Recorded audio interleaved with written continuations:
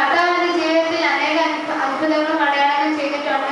പ്രത്യേകമായി ഞാൻ സാധാരണ ഏകദേശം 1.5 മാസത്തോളം സ്കൂളിൽ പോയതിനു ശേഷം തിരിച്ചു വരുമ്പോൾ എൻ്റെ കാൽമുട്ടിലും കൈമുട്ടിലും അതുപോലെ തന്നെ എൻ്റെ കൈയിൻ്റെയും കാലിലെ അസ്ഥിയിലും എല്ലാം ശരിക്കും വേദന ഉണ്ടായിരുന്നു.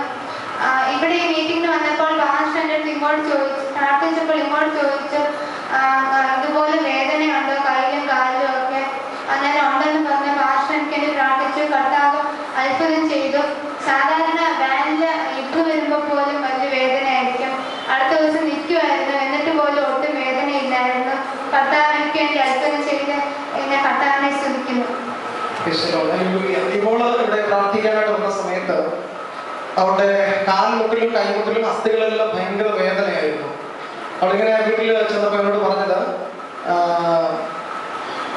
സ്കൂളിൽ പോയിട്ട് വീട്ടിൽ വരുമ്പോൾ സാധാരണ ഈ പ്രായമുള്ള അമ്മച്ചിമാർക്ക് നമ്മൾ കൈയും കാലും പിടിച്ച് നോക്ക് അല്ലെ തടവിട്ട് കൊടുക്കും. കാരണം ഈ കാല് വലിപ്പ് കൈ വലിപ്പ് എന്നൊക്കെ പറഞ്ഞ് പ്രായമുള്ള 10-90 വയസ്സുള്ള അമ്മച്ചിമാർക്ക് നമ്മളിങ്ങനെ കൈ കാലൊക്കെ ഇങ്ങനെ തടവിട്ട് കൊടുക്കുന്നുണ്ട്, കൈ കാലൊക്കെ പിടിച്ച് നോക്കിട്ട് കൊടുക്കുന്ന പോലെ അമ്മ എല്ലാ ദിവസവും സ്കൂളിൽ നിന്നതിന് ശേഷം ഈ എൽസയ്ക്ക് വേണ്ടി അങ്ങനെ ചെയ്തു കൊടുക്കുമായിരുന്നു. ഏകദേശം ഒരു 1.5 മാസത്തോളം അല്ലേ. ഇവിടെ ഒന്ന് പ്രാർത്ഥിച്ചത് അവൾക്ക് ഈ വാനിൽ സ്കൂളിൽ വേദനയിൽ ഇരുന്ന് പോലും വരാൻ കഴിയത്തില്ലായിരുന്നു. കൈയുടെ അസ്ഥികൾക്കൊക്കെ ഭയങ്കര വേദന. ഇവിടെ ഒന്ന് പ്രാർത്ഥിച്ചതിന് ശേഷം പിറ്റേ ദിവസം അവള് നിന്നാണ് സ്കൂളിൽ വേണ്ടി വന്നത്.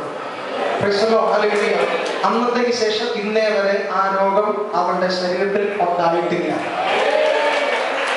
ഇതിലേറ്റവും സീരിയസ് ആയിട്ടുള്ള വിഷയം അവരുടെ ഫാമിലിയില് ആർത്രൈറ്റിസിന്റെ രോഗമുണ്ട്.